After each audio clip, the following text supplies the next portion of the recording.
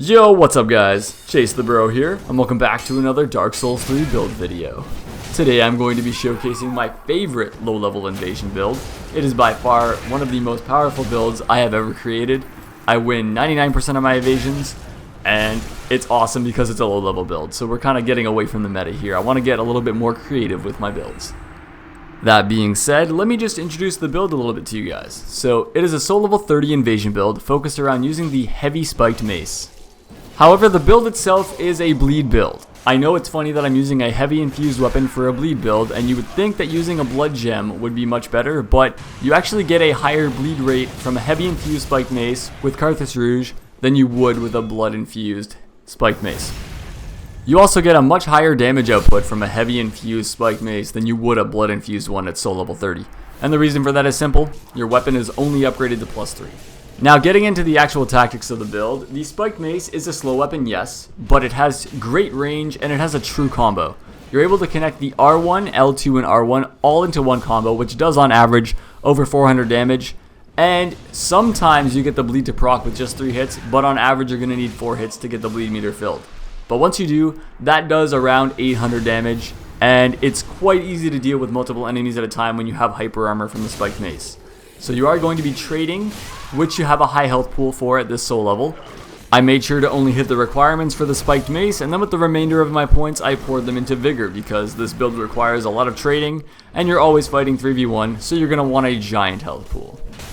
You're also going to want to pay close attention to your stamina, because low level builds often can't afford to have a huge stamina pool while having a huge health pool, and if you're asking me, the health pool is much more important, so make sure you watch your stamina management.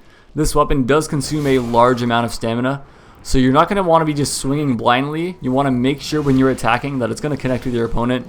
And if your initial attack doesn't connect, don't throw out a second one. It consumes far too much stamina and you leave yourself open to a counterattack. That's kind of the issue that I see when people are using ultra weapons. They always go for the second light attack, and I just space them out and then punish them. So don't do that. Also, try your best to keep your weapon buffed with carthus rouge. It can be the difference between a phantom surviving with a little bit of health or dying on the spot and lowering the opponent's numbers. You don't want them surviving by a little bit, then your effort's wasted and they just chug, and it goes right back to the beginning. So try to keep it on as long as you can. Now that we've covered the tactics and the way that I use the build, I'm going to take you on over to the stats. I mean, it helps a lot for you guys to see what I'm working with, and then I can explain in detail each of my gear pieces and why I use them, and why I upgraded the build the way I did. Alright guys, let's start off with the gear first. So like I said, I'm using the heavy spiked mace, which gives me an AR of 317, and it has a bleed proc of 43. So let me just show you the blood spiked mace. It has a bleed proc of 49. If I upgrade it to +3, it goes to 52. But regardless, that's still a lot lower than 43 plus the 20 you gain from carthus rouge, and you cannot buff the blood spiked mace with carthus rouge. So regardless, it's much better to have a higher AR and a higher bleed rate. It just works better at low levels. That being said, I have a simple cestus to rebuild my FP. I always have a simple herbless cestus, but I use the weapon art on this weapon quite often for the combo, so I recommend having the simple infused cestus. I have decent vitality because I am using the prisoner's chain, so I'm trying to wear as much armor as I possibly can to boost my absorption. That way I take less damage and my health pool suffers a little bit less. I'm using the chlorine theory +3 because this weapon takes a huge chunk of stamina. Just a light attack takes roughly a third of my stamina. So I wanted to rebuild as fast as it possibly can. We got the prisoner's chain because if you're running a low soul level build and you're not using the prisoner's chain, you're making a huge mistake. It gives you 15 free levels at the cost of like no absorption. Look, my absorption is 24. If I were to take it off, 27. It's much better to use the prisoner's chain.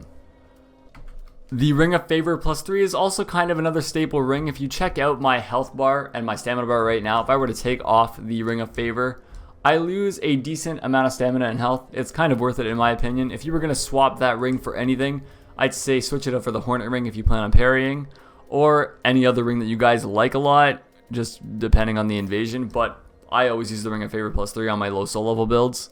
And the Life Ring +3, kind of useful. I mean, I gain 140-ish health, which, I mean, it matters at a low soul level when they're doing low damage. I'm probably taking around like 100 to 150 damage a strike, so it's like the difference between having one extra hit and not in my health bar.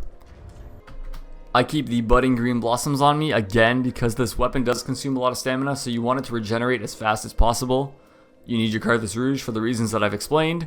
And if your opponent is using things like the red moss clump, which I've come across, don't get me wrong, it's not common, but when they do, it's annoying, and you may as well be just doing more damage, so you can apply the gold pine resin, and that'll fix that situation. And I always keep undead hunter charms on me, because when you're invading, them chugging or having like 15 flasks is extremely annoying, especially if they have a low soul level build optimized like yours.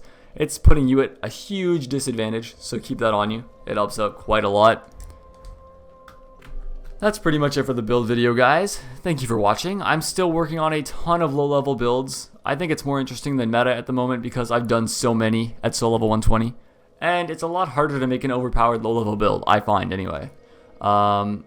Things like bleed buildup and frost buildup I find are very effective, so this build has done great for me. I win most of my invasions, and if you guys want to try it out, you're welcome to. That's why I made the video. Go see how overpowered it is for yourself. And thank you for watching, guys. If you want to see any other builds that are just list them below. Just comment below. I'll try to get to them. I'll try to optimize them for you guys, especially at low soul levels. It's a lot of fun for me. And yeah, I'll see you guys around. Thanks for watching. Bruh. Strength and bleed build out.